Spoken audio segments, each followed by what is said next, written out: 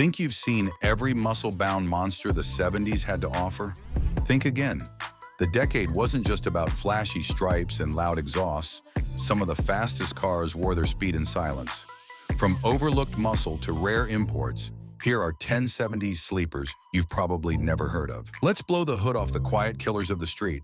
Rolling in at number 10, we've got the 1970 Buick GS455 Stage 1. A classic example of a true sleeper muscle car that flew way under the radar. This wasn't some wild paint job or gaudy spoiler fest. Buick kept it cool with a simple glacier white exterior and just a few subtle clues like those 15x7 factory rally wheels wrapped in Goodyear Polyglass GT G60 tires. It looked like your everyday muscle car, but under the hood it was packing some serious heat. That 455 cubic inch V8 wasn't messing around, pushing out a hefty 360 horsepower and a jaw-dropping 510 pound-feet of torque. For the time, that meant blistering quarter-mile runs in just 13.38 seconds, hitting over 105 miles per hour. Not shabby at all for something dressed so modestly. Plus, Buick only made 2,465 of these hardtops, so you weren't likely to spot one cruising down your street. Inside, it was as no-nonsense as the outside suggested. Black trim, no power steering or brakes, and a 4-speed manual that gave you full control without the fluff. That stripped-down approach helped it keep its sleeper status for decades. But now collectors have caught on. Prices are pushing past $100,000, and it's earned its rightful place in muscle car history with some serious accolades. At number 9, we've got a car that nearly everyone forgot, the 1976 Dodge Aspen RT. And honestly, that's exactly what makes it a sleeper. Fewer than 1,000 of these ever rolled off the line, which means even most Mopar fans blink and miss it. Sharing its bones with the Plymouth Volare, the Aspen RT came with a 318 V8 that wasn't exactly jaw-dropping, but in a lightweight body, it did more than enough damage. While other American cars were still big, bloated, and lounging on land yacht frames, Dodge trimmed the fat and gave buyers something leaner. No flashy badges, no aggressive hype, just a clean coupe with quiet potential. It might not win a dyno war, but if we're talking about true '70s sleepers, this one earns its spot by slipping past nearly everyone's radar. Sliding into number 8 is the 1973 Mercury Montego GT 351 Cobra Jet, a car that quietly kept muscle alive while everything else was choking on emissions regulations. Only 1,120 of these left the factory with the Cobra Jet engine. And if you're lucky enough to find one of the 4-speed manual versions, that's like hitting the sleeper jackpot. Mercury was leaning into the luxury vibe by this point, so the Montego GT came dressed up. Hidden headlights, clean lines, and not a trace of burnout bravado. It looked more like a gentleman's cruiser than a street menace.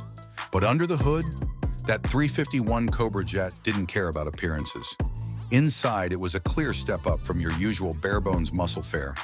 Plush interior, smooth ride, but still very much capable of making noise when you drop the hammer. This was Mercury's last real shot at muscle before regulations took the wind out of everyone's sails. And today, collectors know exactly what they're looking at. Most people didn't. Coming in hot at number 7 is the 1972 Dodge Dart Swinger. This is the kind of car that looked like it belonged in grandma's driveway, but had just enough attitude to mess with the bigger dogs. On paper, it came with a 318 cubic inch V8. Nothing wild, but definitely enough to wake up the rear tires when pushed. It wasn't flashy, it wasn't loud, but it had that raw, scrappy charm that made it a favorite for people who actually knew what they were buying.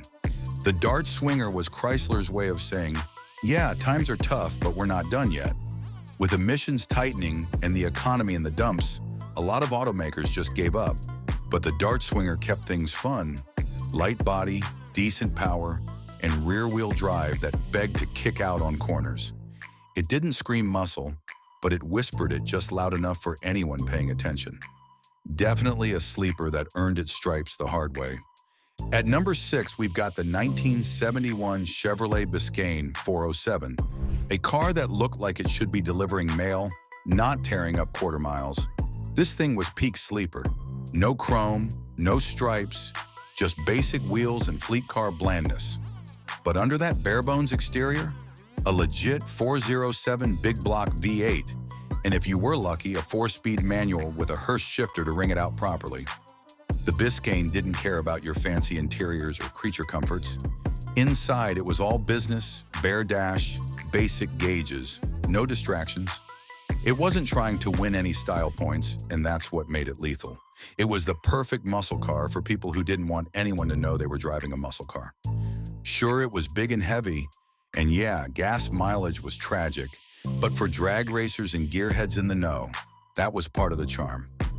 These things are crazy rare now, and the ones that survived, they're getting serious respect and serious cash because nothing wore the sleeper badge better than this Chevy Ghost.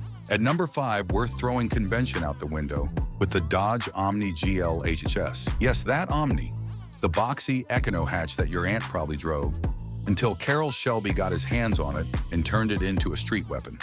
This wasn't some badge job either. Shelby cranked out a 2.2-liter turbocharged engine, slapped on blacked-out styling, and dialed in the suspension until it could carve corners like a hot knife. The GLHS stands for Goes Like Hell S'more, because Shelby had jokes, could outpace much flashier cars of the era.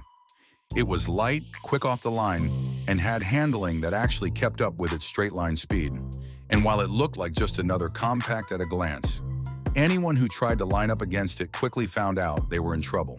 Clocking in at number 4 is the 1972 Plymouth Satellite Sebring, plus 400 the car for people who still wanted muscle, but didn't want to shout about it. From the outside, it looked clean, composed, and maybe even a little upscale. No wild decals, no hood scoops, just sharp lines and quiet confidence. But under the hood, a 400 cubic inch V8 with 255 horsepower, ready to give you more than just smooth Sunday drives. This was Plymouth's answer for the growing crowd of buyers who had outgrown the flash, but weren't ready to give up the fun. Inside, it leaned into comfort, well-trimmed, nicely appointed, and way more refined than its louder siblings. It still offered a 4-speed manual if you wanted to keep things raw, but the vibe was more about balance, power when you needed it without the drama. In a time when muscle cars were starting to lose their edge, the Sebring Plus stayed in the game quietly, and that's what makes it a proper sleeper. Understated, overlooked, and way more capable than it looked. Coming in at number 3 is the 1975 Dodge Charger SE, the version nobody talks about, but probably should. By 75, the Charger had morphed into something more refined and less brash. It traded in its earlier muscle car rage for personal luxury vibes. But don't be fooled, it still packed V8 power and a serious racing pedigree. This thing was a sleeper in a velvet robe. It wasn't loud, didn't scream performance, and honestly looked more ready for a valet line than a drag strip. But under that dressy exterior was a platform that dominated NASCAR, racking up 14 wins and proving the SE wasn't just a pretty face. Most people remember the earlier Chargers or the newer modern ones, but the SE quietly held its own during a time when muscle was starting to fade. Today, it's one of the more affordable ways into vintage Mopar, and for those who know, it's a sweet spot of comfort, style, and hidden performance. Sliding into number 2 is the 1970 Mercury Cyclone Spoiler, a name that sounds like it belongs on a stock car, and honestly, that's not far off. With NASCAR roots baked into its DNA, this thing was Mercury's last real swing at muscle before the brand veered off into grandpa luxury territory. But for a brief moment, they got it so right. Only 1,631 of these were built, and if you ticked the right boxes, you got the 429 Super Cobra Jet, 370 horsepower of pure Detroit Fury. Add in the functional hood scoop, chin spoiler, and a rear wing that actually worked. And this wasn't just for show. It was fast, mean, and weirdly under the radar. Most people went for Torinos, but the Cyclone Spoiler had its own low-key menace. Inside, it walked that fine line between plush and purpose-built. Not stripped down like a drag car, but definitely not full luxury barge either. You got comfort, sure, but you also got a 4-speed manual and an interior that meant business. Today, they're rare, respected, and honestly, one of the coolest cars people forgot existed. And finally, at number 1, We've got the 1975 Buick Century GS455, the classy sleeper that saw the muscle era out with a bow tie and a growl. Most people barely remember it, and that's exactly what makes it so dangerous.